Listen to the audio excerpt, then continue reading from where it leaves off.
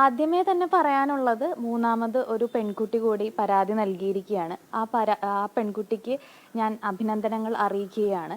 കാരണം ഇത്രയധികം cyber attack നേരിടുന്ന, പ്രശ്നങ്ങൾ നേരിടുന്ന ഒരു വിഷയം കൂടിയായിട്ടും ധൈര്യത്തോടെ മുന്നോട്ട് വന്നതിൽ ആ പെൺകുട്ടിക്ക് അഭിനന്ദനം അർപ്പിക്കുന്നു. ആദ്യമേ തന്നെ പറഞ്ഞതാണ് ഇതൊരു രാഷ്ട്രീയ പ്രേരിതമായ ഒരു കാര്യമല്ല എന്നുള്ളത്. കാരണം ഇപ്പോൾ അറിയാം, മൂന്നാമത്തെ പരാതി വന്നിരിക്കുന്ന ഈ ഒരു സാഹചര്യം നമുക്കറിയാം. തെരഞ്ഞെടുപ്പ് കഴിഞ്ഞു, ഇനി വരുന്ന തെരഞ്ഞെടുപ്പ് 3 മാസങ്ങൾക്ക് ശേഷമേ ഉണ്ടാവുന്നുള്ളൂ. പിന്നെ ആ ആരോപിക്കപ്പെട്ടിരിക്കുന്ന വ്യക്തി പാർട്ടിയിൽ നിന്ന് പുറത്താക്കപ്പെട്ടിരിക്കുന്ന വ്യക്തി കൂടിയാണ്.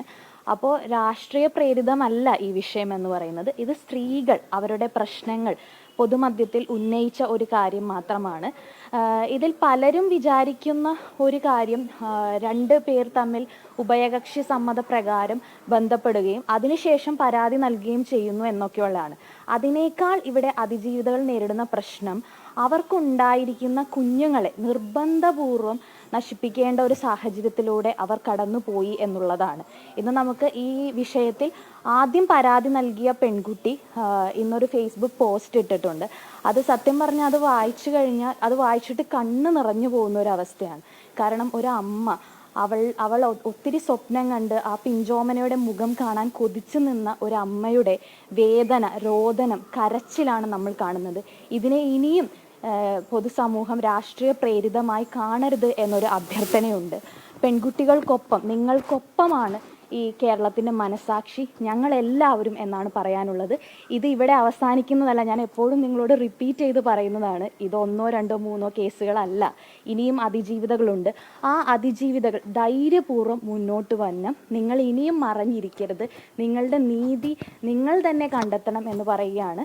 കാരണം ഓരോരുത്തരും അവർക്കുണ്ടായ പ്രശ്നങ്ങൾ സമൂഹത്തിൻ്റെ മുന്നിൽ അവതരിപ്പിക്കുമ്പോൾ മാത്രമാണ് ഇത്തരത്തിലുള്ള ക്രിമിനൽസിനെ നമുക്ക് എക്സ്പോസ് ചെയ്യാൻ സാധിക്കുകയുള്ളൂ. നമുക്കറിയാം, റീസെൻ്റ്ലി ഒരുപാട് വാർത്തകൾ ഇപ്പോൾ വരുന്നുണ്ട്.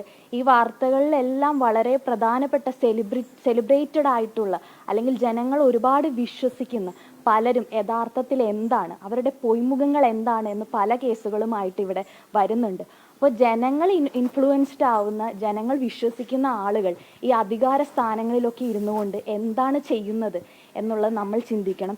ഇത്തരത്തിലുള്ളവർ ഇത്തരം സ്ഥാനങ്ങളിൽ ഇരിക്കാൻ യോഗ്യരാണോ എന്നുള്ളത് ഈ പ്രബുദ്ധ സമൂഹം ആലോചിക്കേണ്ടിയിരിക്കുന്നു എന്നാണ് എനിക്ക് പറയാനുള്ളത്. ലോകത്തെവിടെയായാലും ഏത് സമയത്തും 24 വാർത്തകളും ഓഗ്മെന്റഡ് റിയാലിറ്റി പാക്കേജുകളും എക്സ്പ്ലെയിനറുകളും വിശദമായി കാണാൻ ഞങ്ങളുടെ യൂട്യൂബ് ചാനൽ നിങ്ങൾക്ക് സബ്സ്ക്രൈബ് ചെയ്യാം.